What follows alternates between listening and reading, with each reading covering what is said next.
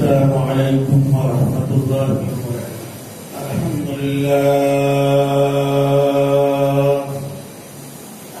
لله رب العالمين، والصلاة والسلام على سيد المرسلين وعلى آله وأصحابه أجمعين. لا إله إلا الله وحده لا شريك له، له الملك وله الحمد وهو على كل شيء قدير. الحمد لله حمدا كثيرا طيبا مباركا فيه جزيلا جميلا دائما بدوام ملك الله. سبحانك اللهم ربي وبحمدك لا إله إلا أنت نستغفرك ونتوب إليك. أما بعد، فأعوذ بالله من الشيطان الرجيم. بسم الله الرحمن الرحيم. رب هب لي من الصالحين وبشرناه بغلام حليم. فلما بلغ معه السعي قال يا بني إني أرى في المنام أني أذبحك فانظر ماذا ترى. قال يا أبت افعل ما تؤمر ستجدني إن شاء الله من الصابرين. ولما أسلم وتله للجبين وناديناه أن يا إبراهيم قد صدقت الرؤيا إنا كذلك نجزي المحسنين. وقال الله سبحانه وتعالى وصل لربك وانحر إن شانئك هو الأبتر. صدق الله العظيم وصدق رسوله النبي الكريم، ونحن على ذلك لمن الشاهدين والشاكرين، والحمد لله رب العالمين. بزرگان محترم، نوجوانان اسلام اور عزیز طلبہ، آج کے دور میں طاغوتی اور فرعونی قوتوں کو اسلام کی ہر چیز سے بیعت اور اسلام کے ہر رکن سے دشمنی اور اسلام کی ہر ادا سے ان کو دکھ پہنچتا ہے. ظاہر ہے کہ وہ اعدائے اسلام ہیں اور اسلام کی خوبیوں سے نابلد ہیں. جس طرح کفار مکہ اسلام کی خوبیوں سے اور حضور نبی اکرم صلی اللہ تعالی علیہ وسلم کی ذات مبارک فضیلت اور آپ کے مرتبہ اور مقام سے ناواقف تھے، اسی طرح ہمارے ملک کے عوام بھی جو غیر مسلم ہیں وہ مسلمانوں کی یعنی اسلام کی خوبیوں اور اللہ کے احکامات سے نابلد ہیں. ایسی صورتحال میں مسلمانوں کو جذبات سے نہیں بلکہ ہوش و حواس سے کام لینا. یہاں اس وقت جو حالات ہیں، اسلام اور دین مذہب کی بےخبری اور مسلمانوں کی تہذیب اور ان کے تمدن پر جو اعتراضات ہیں اور ان پر قدغن لگانے کی جو ناکام کوشش کی جا رہی ہے، اس سے ہر آدمی واقف ہے. کبھی گاؤں کشی کے نام پر، کبھی قربانی کے نام پر، کبھی طلاق کے نام پر اور کبھی اور کسی چیز کے نام پر مسلمانوں کو بدنام کرنے کا اور ان کو سب پہنچانے کا کوئی موقع چھوڑا نہیں جا رہا ہے. وہ چاہتے ہیں کہ کسی بھی طرح اسلام کو بدنام کیا جائے اور اسلام کی جو خوبیاں ہیں ان کو انڈر گراؤنڈ کر دیا جائے تاکہ اسلام کی طرف راغب ہونے والے لوگ اسلام کی خوبیوں سے واقف نہ ہو سکے بلکہ وہ اسلام سے متنفر ہو جائے. یہی وجہ ہے کہ آج ملک کے ہر کونے میں انتشار اور اختلاف کا ماحول ہے اور ہر جگہ مسلمان کو ٹارگیٹ کیا جا رہا ہے. یہ کوئی نئی بات نہیں. آزادی کے بعد سے اب تک ملک میں 74,000 فسادات ہوئے جن میں مسلمانوں کا جانی اور مالی بھاری نقصان. لیکن مسلمان کو اللہ نے ایک طاقت دی ہے جس کو ایمان کہا جاتا ہے، جس کو علم الیقین اور ایمان یقین کہا جاتا ہے. اس طاقت کے بلبوتے پر مسلمان کھڑا ہے. اس نے چھوٹے چھوٹے کاروبار کر کے، مزدوری اور محنت کر کے، سڑک کے کناروں پر ٹھیلے اور گاڑیاں لگا کر مونگ پھلی اور کیلے بیچ کر اور ضروریات زندگی کے سامان بیچ کر فٹ پاتھ پر بھی اس نے اپنا روزگار اللہ سے مانگا، اس کو وہاں ملا اور اس نے نہایت کسب و پھوسی کے عالم میں ہندوستان میں جینا سیکھا. ہندوستان میں اس نے بتایا کہ مسلمان محنت کر سکتا ہے، مزدوری کر سکتا ہے. حکومت کی تعاون کے دروازے اس پر اگر بند ہیں تو اللہ کی مدد اس پر بند نہیں ہوئی. اس نے ہمیشہ صبر اور شکر کے ساتھ اس ملک میں گزارا کیا اور کر رہے ہیں. لیکن یہ بڑے افسوس کی بات ہے کہ پورے شہر میں قربانی ہو رہی ہے. بنگلور شہر ہی نہیں بلکہ پورے ہندوستان میں قربانی ہو رہی ہے. اور ہمارے اس محلے میں گائے کی قربانی پر پولیس نے پابندی لگا دی. قانون اگر ہے تو وہ سب کے لیے ہو. قانون کسی ایک محلے کے لیے اور کسی ایک علاقے کے لیے نہ ہو تو اس پر کوئی اعتراض نہیں. پہلی بات تو یہ ہے کہ آج گائے کا گوشت مسلمانوں سے زیادہ غیر مسلم کھا رہے ہیں. اگر 100 کلو کی گائے کٹتی ہے 25 کلو ہی مسلمان خریدتے ہیں, 75% جو ہے غیر مسلم خریدتے ہیں. اور اگر یہی بات ہے تو جتنے ہندوستان میں بوجھل خانے ہیں, کمیلے ہیں, سلاٹر ہاؤس ہیں, ان سب کو بند کر دیا جائے. جہاں پر بڑے بڑے لیڈروں کے کاروبار چل رہے ہیں, الکبیر, النور, اور اسی طرح مسلمانوں کو دھوکہ دینے کے لیے جو عربی نام رکھ کر ہندو لیڈر اپنی دکان چمکا رہے ہیں اور گوشت ایکسپورٹ کر رہے ہیں, وہاں یہ بھی پتہ نہیں کہ یہ حلال ہے یا نہیں. اور حکومت کہہ رہی ہے کہ سلاٹر ہاؤس سے گوشت خریدا جائے. ابھی یو پی کے اور بہار کے ایک عالم دین کا بیان آیا ہے کہ سلاٹر ہاؤس میں جو جانور ذبح ہو رہے ہیں وہ ذبح نہیں بلکہ جھٹکے کا گوشت. اب ایسی صورتحال میں حکومت اگر یہ چاہے کہ وہ 25 کروڑ مسلمانوں کو جھٹکے کا گوشت کھلائے تو یہ تو ہونے والی بات نہیں. ایک صبر کا پیمانہ ہوتا ہے, اس پیمانے تک ہی مسلمان صبر کر سکتا ہے.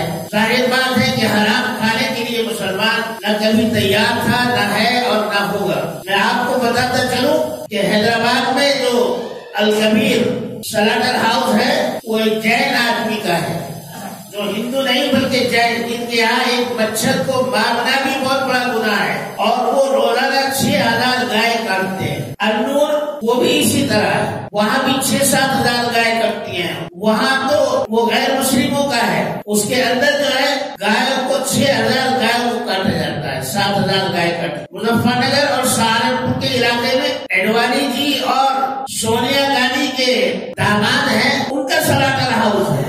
یعنی جو لوگوں کا گوشت کھانے سے کوئی تعلق نہیں وہ لوگ سلاٹر ہاؤس چلا رہے ہیں, اور جو گوشت کھاتے ہیں ان کو کہتے ہیں کہ آپ کو سلاٹر ہاؤس اور آپ کو گوشت کھانے کی اجازت نہیں ہے. عجیب معاملہ ہے. میں آپ کو بتاتا چلوں کہ حضور نبی اکرم صلی اللہ تعالی علیہ وسلم نے صاف ارشاد فرمایا کہ گائے کے گوشت میں بیماری ہے, اس کے دودھ میں شفا ہے اور اس کا گھی دوا ہے. میرے اور آپ کے آقا نے کبھی گائے کا گوشت استعمال نہیں فرمایا.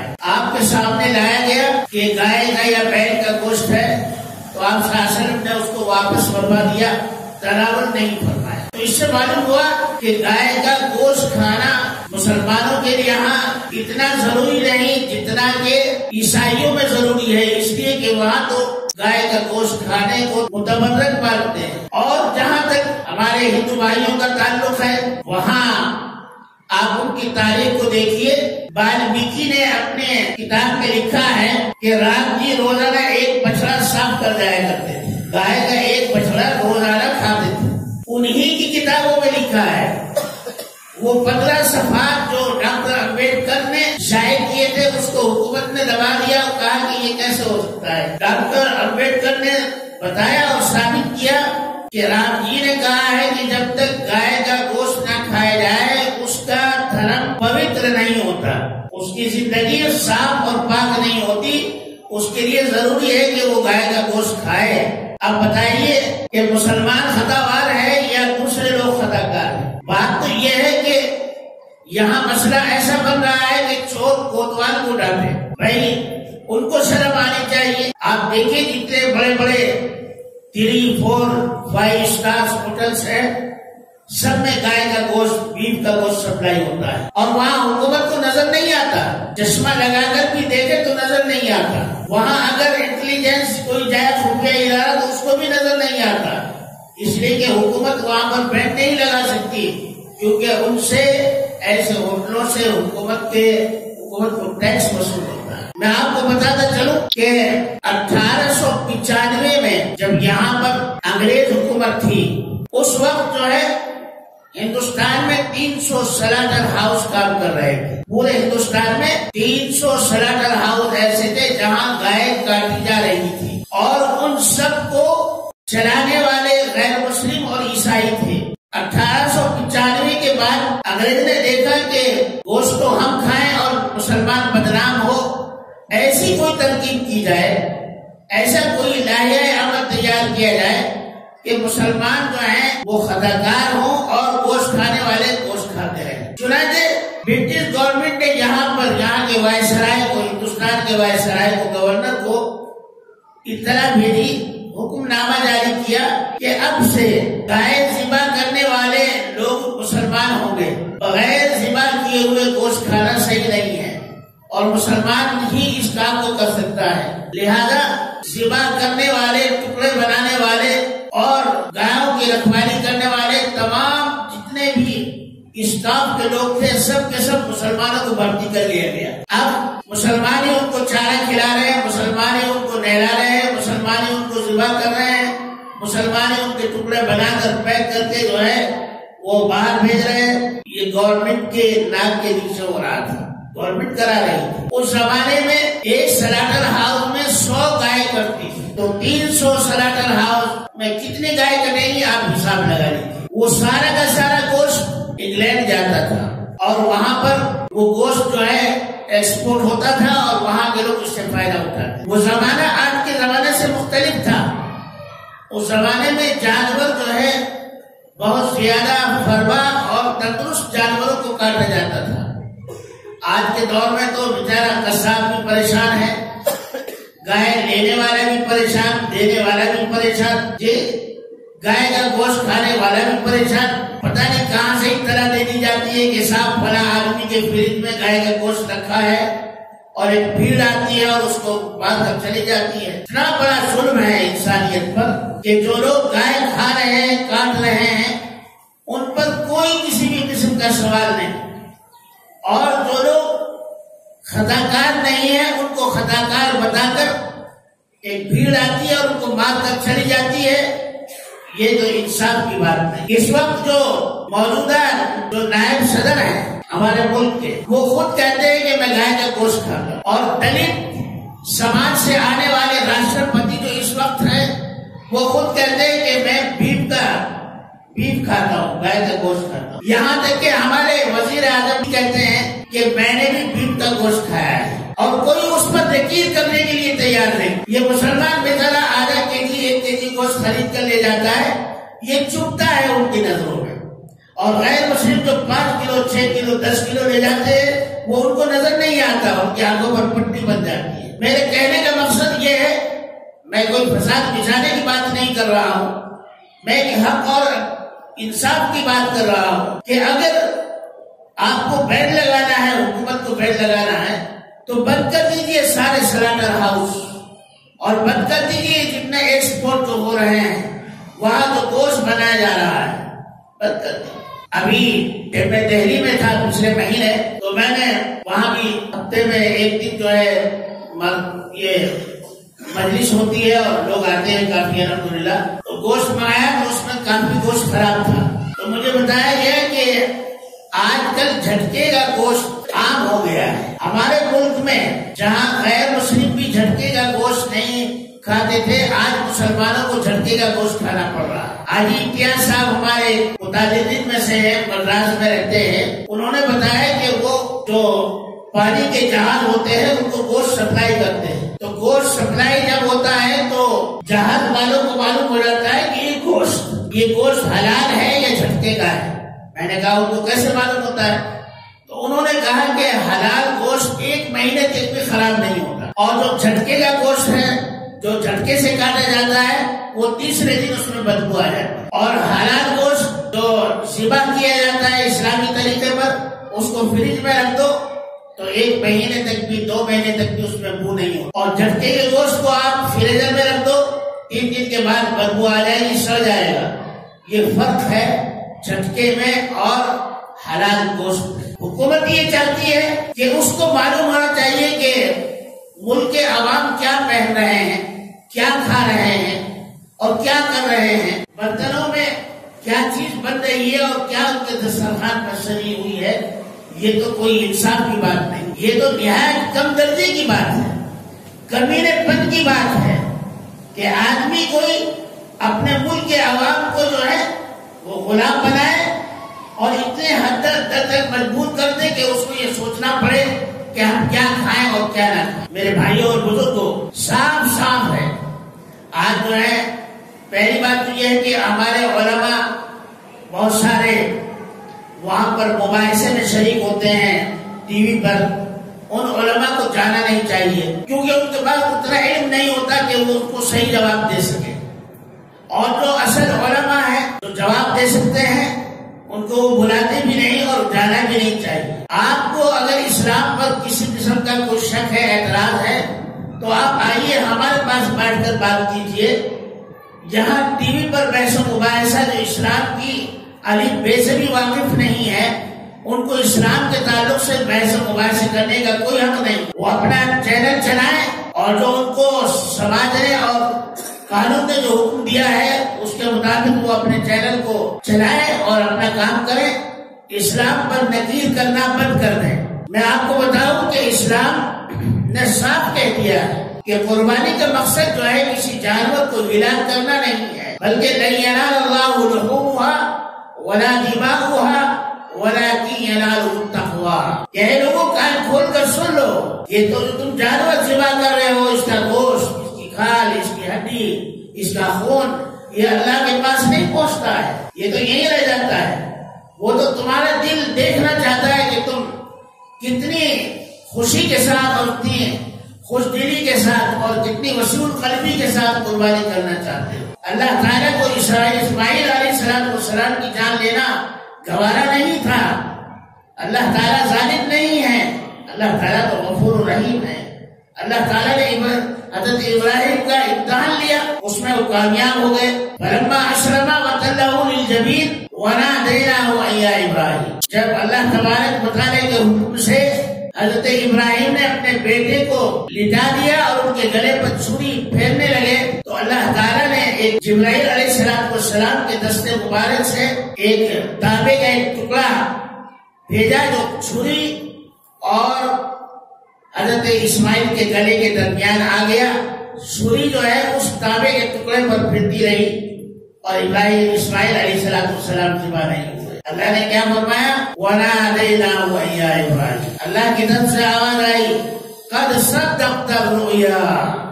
اے ابراہیم، تو نے اپنے خواب کو سچ کر دکھایا، ہم نے جو تجھے حکم دیا تھا تو نے اپنی دانشتہ میں اپنی پوری طاقت کے اعتبار سے تو نے اس کام کو کرنا چاہا اور تو نے کر دیا، لیکن ہمیں اسماعیل کی جان نہیں چاہیے۔ وَفَدَيْنَاهُ بِذِبْحٍ عَظِيمٍ۔ اور ہم نے آپ کے لیے اس سے بڑی قربانی بھیجی کہ ایک جنت سے دمبا بھیجا اور اس کی قربانی حضرت ابراہیم علیہ السلام نے فرمائی۔ اب ہمارے یہاں اس کا بہت پہلے سے اس کا فیصلہ ہو چکا، لیکن چونکہ ہمارے مسلمان بھائی جانتے نہیں ہیں کہ بھئی ماضی میں بھی اس پر جو ہے سوالات اٹھے تھے۔ حضرت مولانا حکیم الامت حضرت مولانا اشرف علی صاحب تھانوی رحمۃ اللہ علیہ کے دور میں بھی اس پر مسئلہ اٹھا تھا، تو حضرت نے فتویٰ دیا تھا کہ بھئی گائے کی قربانی کرنے سے ہندو لوگوں کے جذبات مجروح ہوتے ہیں، لہذا گائے کی قربانی نہ کی جائے۔ جہاں ایسے حالات ہیں وہاں پر بھینس کی قربانی، اونٹ کی قربانی اور دمبے کی اور بکری کی اور چھیڑی کی قربانی کی جائے۔ اس پر عمل ہو رہا ہے، آج 70-80 سال ہو گئے ہیں، کبھی کوئی اعتراض نہیں ہوا۔ ایک دور ایسا بھی آیا اب سے آزادی کے بعد کہ روڑکی میں ایک بڑے بڑے پجاریوں کا ایک بڑا جلسہ ہوا، جو اتراچل کا ایک علاقہ ہے جو جہاں پر فوج بھی رہتی ہے، آرمی رہتی ہے، تو وہاں پر ایک جلسہ ہوا اور مسلمان علماء کو بھی مدعو کیا گیا، عیسائیوں کو بھی مدعو کیا گیا اور ہندو پجاری بھی آئے، بڑے بڑے پنڈت لوگ آئے۔ سب نے اپنے اپنے خیالات کا اظہار کیا کہ گائے کو ذبح کرنا کتنا برا ہے اور یہ گاؤ ہتھیا ہے اور اس سے ہمارے مذہبی جذبات مجروح ہوتے ہیں، یہ ہماری دھارمک آستھا ہے، ہم اس کو جو ہے بہت برا مانتے ہیں، مسلمان اس کو چھوڑتے نہیں ہیں۔ سب نے اپنے خیالات کے جب اظہار کر دیا تو ہمارے علماء نے اس وقت ایک بڑے عالم دین تھے حضرت مولانا اسد اللہ صاحب رحمۃ اللہ علیہ، جو مظاہر علوم سہارنپور کے ناظم اعلیٰ رہے ہیں۔ ان کو کہا گیا کہ آپ بھی اپنے خیالات کا اظہار کریں کہ گائے کا ذبح کرنا کیسا ہے، تو انہوں نے فرمایا کہ بھائی میں بھی اپنے خیالات کا اظہار کر دیتا ہوں۔ چنانچہ حضرت مولانا اسد اللہ صاحب نے اپنے خیالات کا اظہار فرمایا، اور وہاں پنڈتوں کی اور غیر مسلموں کی موجودگی میں حضرت مولانا اسد اللہ صاحب نے بتایا کہ بھائی گائے کو ذبح کرنا اور اس کا گوشت کھانا مسلمانوں کو بدنام کیا جا رہا ہے، حالانکہ گائے پر اگر واقعی گائے کو کاٹنا ظلم ہے تو اس ظلم میں سب شریک ہیں، اس میں ہندو بھی شریک ہیں، مسلمان بھی شریک ہیں، اور اس میں پنڈت لوگ بھی شریک ہیں، جو مندر کے پجاری ہیں وہ لوگ بھی شریک ہیں۔ تو انہوں نے کہا یہ کیسے؟ تو حضرت مولانا نے بتایا کہ بھائی دیکھو ایسا ہے کہ جب گائے کاٹی جاتی ہے تو گائے کا چمڑا استعمال ہوتا ہے، گائے کے ایک چمڑے میں سے بالکل باریک کپڑے کی طرح 12 تہ نکلتی ہے، 12 تہ، اور اس سے جوتے بنتے ہیں، اس سے کپڑے بنتے ہیں، واسکٹ بنتی ہے، اور اس سے جو ہے یہاں جو پینٹ میں جو باندھتے ہیں کیا ہوتی ہے وہ بھی چمڑے کی ہوتی ہے۔ تو معلوم ہوا کہ جوتا بھی مسلمان پہنتے ہیں، ہندو بھی پہنتے ہیں، عیسائی بھی پہنتے ہیں، یعنی گائے کی کھال سے جو جوتا بنتا ہے سب سے اچھا جوتا اسی کا ہوتا ہے۔ بیل کی یا گائے کی کھال کا جو جوتا ہوتا ہے وہ سب سے بہتر ہوتا ہے۔ اب اس جوتے کو جب یہ بن جاتا ہے تو اس کو مسلم غیر مسلم ہندو مسلمان سکھ عیسائی سب خریدتے ہیں۔ تو حضرت مولانا نے کہا کہ بھائی دیکھو اس میں ہم تم سب برابر شریک ہے یا نہیں؟ لوگوں نے کہا جی ہاں ہم برابر شریک ہے۔ کہا کہ اب گائے کے سینگ ہیں، اور اس زمانے میں گائے کے سینگوں سے بٹن بنائے جاتے تھے۔ آج بھی جو بھاری بٹن ہیں، جو بہت زیادہ مہنگے بٹن کہلاتے ہیں، جو کئی سو روپے کے 4 5 6 بٹن آتے ہیں، وہ آج بھی گائے کے سینگ سے بنتے ہیں۔ کہ بھائی یہ جب بٹن بن کر تیار ہوتے ہیں تو بتائیے کہ اس کو ہندوئی یا مسلمان یا عیسائی کون پہنتا ہے؟ مسلمان تو بیچارہ اتنا مالدار ہے نہیں کہ وہ اتنے مہنگے بٹن خرید سکے، ظاہر بات ہے ہندو بھائی خریدیں گے اور وہ گائے کے سینگ سے بنے ہوئے بٹن لگائیں گے۔ تو معلوم ہوا کہ گائے کے سینگ کو بھی غیر مسلم ہی زیادہ استعمال کرتے ہیں، مسلمان کا بھی استعمال کرتے ہیں۔ اب رہا مسئلہ چربی کا، گائے کے اندر سے جو چربی نکلتی ہے اس سے صابن بنتا ہے، اور وہ صابن جو ہے مسلمان بھی استعمال کرتا ہے، غیر مسلم بھی استعمال کرتا ہے، اور اس صابن کو عیسائی بھی لوگ استعمال کرتے ہیں۔ تو بھائی یہاں مسلمان کا خطا کار ہوا؟ بھائی یہ تو سب جتنے آپ خطا کار اتنے ہم بھی۔ اگر گائے کی چربی سے صابن بنانا ناجائز ہے تو آپ لوگوں کو ہندو بھائیوں کو کپڑے اپنا جو ہے دھونے چھوڑ دینے چاہیے، کیا ضرورت ہے؟ لیکن نہیں، ہندو بھائی بھی برابر انہیں صابنوں سے اپنے کپڑے صاف کرتے ہیں جن سے مسلمان صاف کرتا ہے۔ تو چربی کا استعمال بھی برابر سب لوگ کر رہے ہیں۔ اب اس کے بعد رہتا ہے ہڈیوں سے صفوف بنتا ہے، ہڈیوں سے بٹن بنتے ہیں، ہڈیوں سے جو ہے دانے بنتے ہیں، منکے بنتے ہیں، ہڈیوں سے جو ہے تسمیات بنتی ہیں، اور ہڈیوں سے جو ہے صفوف بن کر جو ہے آپ کی شکل میں چینی میں استعمال ہوتا ہے، اور اسی طرح دیگر چیزوں میں استعمال ہوتا ہے۔ تو وہ چینی جو ہے ہندو بھائی بھی کھاتے ہیں اور مسلمان بھائی بھی کھاتے ہیں۔ تو بھائی یہاں کون سی یہاں دھرم نشٹ نہیں ہوا آپ کا کہ آپ جو ہے گائے کی صفوف کو، گائے کی ہڈیوں کے پاؤڈر کو چینی میں ملا کر کھا رہے ہیں، تو آپ کا دھرم نشٹ نہیں ہوا؟ یہاں بھی مسلمانوں کو الزام دیتے ہو، ارے بھائی یہ تو برابر کا سودا ہے۔ یہ جو ہے حضرت مولانا اسد اللہ صاحب نے فرمایا بھائی ساری چیزوں میں آپ برابر کے شریک۔ اب رہا مسئلہ ہاتھوں کا، اکڑیاں جو ہوتی ہیں ان اکڑیوں سے دانت بنتی ہے۔ آپ نے دیکھا ہوگا نداف لوگوں کو پہلے زمانے میں، اب تو مشینیں آ گئی، پہلے وہ ایسا کچھ کرتے تھے، وہ در کچھ، تو اس میں وہ تار لگا رہتا تھا، وہ جو ہے وہ اس آنکھ سے بنتا تھا جس سے روئی دھکتے ہیں نا، روئی دھکتے ہیں تو وہ ٹوٹتی نہیں ہے، وہ تار بہت مضبوط ہوتی ہے۔ اور اسی طرح بہت ساری دواؤں میں بھی یہ کام آتی ہے جو ہندو مسلمان سب ان دواؤں کو استعمال کرتے ہیں، تو معلوم ہوا کہ گائے کی آنتوں کا استعمال ہندو بھی کرتا ہے اور مسلمان بھی کرتا ہے، اس میں کوئی تفصیل نہیں رہی۔ اب رہا معاملہ گوبر کا، بھائی گوبر بھی جو ہے مسلمان تو استعمال کرتا رہیں گے، مسلمان تو گوبر کو ناپاک سمجھتا ہے۔ ہمارے ہندو بھائی گوبر کو لیپتے ہیں گھروں میں کہ جب تک گاؤں ماتا کا گوبر سے گھر میں لیپنا نہ ہو اور گھر کے سامنے ان کو لیپا نہ جائے تو گھر پوتر نہیں ہوتا، تو وہ گوبر بھی آپ بھی استعمال کرتے ہیں۔ اب رہا دودھ کا مسئلہ، بھائی دودھ مسلمان بھی پیتا ہے اور ہندو بھی پیتے ہیں، یہ بھی برابر کی بات ہے۔ اب رہ گیا کیا؟ اب رہ گئی دو چیزیں، مولانا اسد اللہ صاحب نے اس وقت جلسے میں فرمایا بھائی رہ گئی دو چیزیں، ایک گوشت اور ایک پیشاب۔ بھائی پیشاب جو ہے ہندو پیتے ہیں اور گوشت مسلمان کھاتا، تو برابر ہو گئے۔ تو معاملہ یہ ہے کہ مسلمان کو مورد الزام ٹھہرایا جا رہا ہے، مسلمان کو کہا جا رہا ہے کہ تم جو ہے گاؤ ہتیا کرتے ہو۔ ارے بھی سب سے زیادہ تو آپ ظلم کرنے والے ہیں۔ ہمارے یہاں تو جب جانور کو ذبح کیا جاتا ہے تو اس کو لٹایا جاتا ہے، اس کو پانی پلایا جاتا ہے اور اس کے کان میں کہا جاتا ہے بسم اللہ اللہ اکبر انی وجہت وجہی للذی فطر السماوات والارض حنیفا۔ اللہ کا نام اس کے کانوں میں گونجتا ہے تو وہ اللہ کے نام پر جو ہے وہ ذبح ہو جاتا ہے۔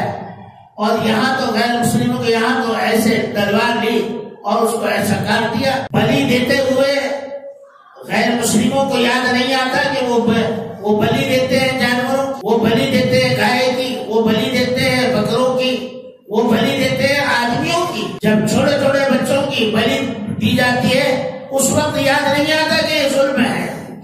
جب عورتوں کو سختی کیا جاتا ہے کہ شوہر مر گیا اس کے ساتھ اس عورت کو بھی جو ہے جلا دیا جائے، اس وقت جو ہے ظلم نظر نہیں آتا ہے۔ کہنے کا مطلب یہ ہے کہ اپنے آپ کو اچھا کہنا اور دوسروں کو خراب کہنا یہ انسانیت کے خلاف بات ہے۔ آج یہاں پر جو ہمارے یہاں ایک دستور ہے، جب حج کا وقت آتا ہے تو حج کے لیے جاتے ہیں مسلمان، جب رمضان آتا ہے تو مسلمان روزے رکھتے ہیں، اور جب قربانی کا وقت آتا ہے تو مسلمان قربانی بھی کرتے ہیں۔ قربانی کرتے ہیں مسلمان، پیسہ خرچ ہوتا ہے مسلمانوں کا، جذبات مجروح ہوتے ہیں غیر مسلموں کے۔ یہ سمجھ میں نہیں آئی بات۔ جتنے بھی وزیر اعظم اب تک گزرے ہیں، میں مذاق اڑانے کے لیے نہیں، میں حقیقت بتانے کے لیے آپ سے عرض کر رہا ہوں کہ جواہر لال نہرو گائے کا گوشت کھاتے تھے، اندرا جی گائے کا گوشت کھاتی تھی، اور ہمارے مولانا دیسائی ایک وزیر اعظم تو ایسے گزرے ہیں جن کا نام لیتے ہوئے شرم آتی ہے کہ وہ اپنا ہی پیشاب پیتے تھے۔ پارلیمنٹ میں جب انہوں نے کہا کہ سب سے اچھا ٹینک تو میں بتاؤں، تو لوگوں نے کہا پارلیمنٹ کے ممبروں نے کہا جی بتاؤ، کہا کہ اپنا پیشاب ایک گلاس روزہ نہ پیو۔ لا حول ولا قوت۔ یعنی ہمارے ملک کے وزیر اعظم جی اتنے، چلو بھائی یہ گائے کا گوشت کھا رہا جا رہا ہے، چلو ٹھیک ہے، اس کی حد تک ہے۔ اب جو ہمارے اس وقت جو وزیر اعظم ہیں وہ خود گائے کا گوشت کھاتے ہیں، اور انہوں نے کہا ہے، باقاعدہ ریکارڈ ہے لوگوں کے پاس موجود کہ وہ گائے کا گوشت کھاتے ہیں۔ اور جو اس وقت نائب صدر ہے انہوں نے خود کہا ہے کہ بھائی میں تو بیف کھاتا ہوں، میرا اس کے بغیر گزارا نہیں۔ ارے بھائی جب آپ سب کے سب بیف کھاتے ہو اور آپ کو بیف کھانے کا اتنا شوق ہے تو اپنی پبلک پر جو ہے آپ کیوں اٹیک کر؟ جو چیز آپ کے لیے ناجائز ہے، پبلک کے لیے ناجائز ہے، تو وہ آپ کے لیے بھی ناجائز ہے۔